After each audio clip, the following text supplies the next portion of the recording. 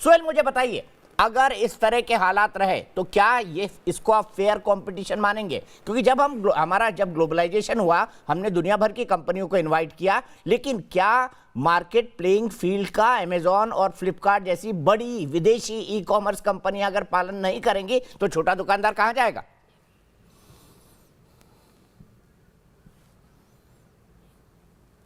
आपको अपने घर पे निमंत्रण किया, मैंने कहा दीपक जी आप मेरे घर आके भोजन खाइए।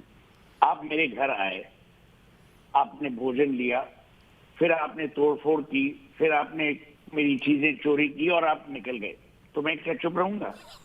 तो ये एक गलत फहमी है जो अमेजॉन और फ्लिपकार्ट फैला रहे हैं कि भाई हमें न्योता मिला। न्योता अगर आपको मिला तो वो इन्वेस्टमेंट का न्योता था हमारे देश में, हमारे देश के कानूनों का उल्लंघन का न्योता नहीं था। हमने कभी आपको नहीं कहा कि भाई आप अमेरिकन हैं तो आप यहाँ आके जो मर्जी आप करें, हम कुछ नहीं कहेंगे। Number one. नंबर टू, आपके इतने सारे दर्शक हैं, मैं उनको थोड़ा और सरल तरीके से समझाना चाहता हूं ये चोरी कहां पे हो रही है और क्या गलतफहमी ये लोग फैला रहे हैं। समझ लीजिए, जब अमेजॉन या फ्लिपकार्ट जब आए देश में और जब धंधा करना शुरू किया तो वो एक मार्केट प्लेस था, समझ लीजिए खान मार्केट या क्रॉफर्ड मार्केट, ठीक है, पर वो दुकानदार नहीं थे।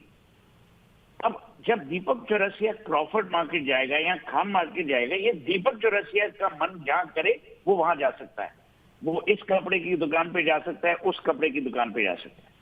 पर इन्होंने क्या किया, इन्होंने प्रेफर्ड सेलर्स बनाए उन कंपनियों में जिनमें इनकी भी भागीदारी थी या इनका कोई अरेंजमेंट था। जैसे कि प्रवीण जी ने कहा, एक कंपनी में नारायण मूर्ति जो अपने आप को कॉर्पोरेट वर्ल्ड का महात्मा गांधी कहलाते थे एक जमाने में, इन कंपनियों के साथ इन्होंने अरेंजमेंट किए विच आर इलीगल, क्योंकि इनको जो परमिशन मिली वो एफडीआई के नॉर्म्स में B2B है, business to business, business to consumer नहीं है।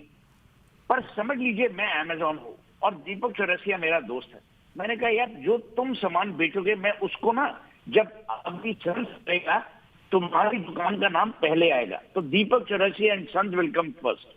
वो गलत बात है, it's illegal, it's a crime.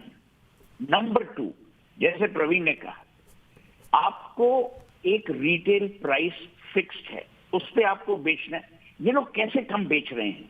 क्योंकि इनका पैसा फ्री है, अमेरिका का पैसा है, वहां आपको मालूम है इंटरेस्ट रेट्स क्या है, नंबर वन। नंबर टू, ये सारी गेम्स वैल्यूएशन की हैं।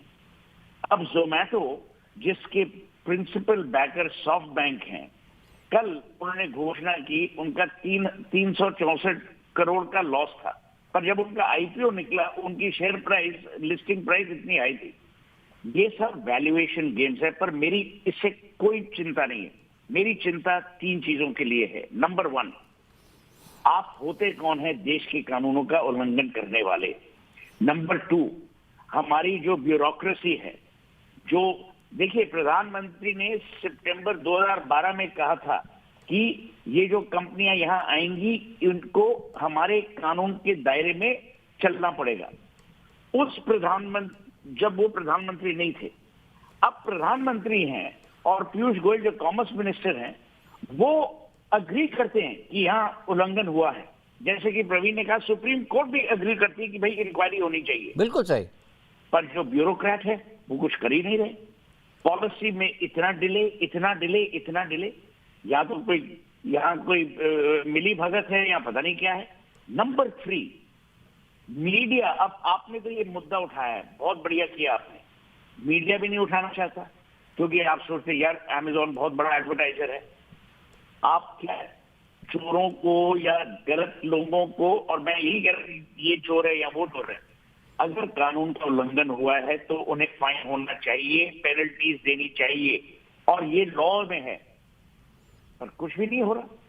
अब CAIT एक आंदोलन कर रही है और मैं इंडिविजुअली, आप प्रवीण से पूछिए, मैं इंडिविजुअली 2 आर्टिकल लिख चुका हूं। मैं 10वीं बार 12वीं बार 12 बार टीवी पे आ चुका हूं। और क्यों? क्योंकि मेरे एक अंकल थे, मामा थे, जिन्होंने जम्मू से मुझे फोन किया कि बड़े बड़े तुम लोग भाषण देते हो ये वो, जो आदमी देश की बैकबोन है, किराना स्टोर का जो मालिक है, जो ट्रेडर है, उसकी तो तुम लोग परवाह नहीं करते। उनका नाम है देवकी नंदन कपूर। ये नहीं सोचे कि मैं कुछ हवा में बना रहा हूं नाम।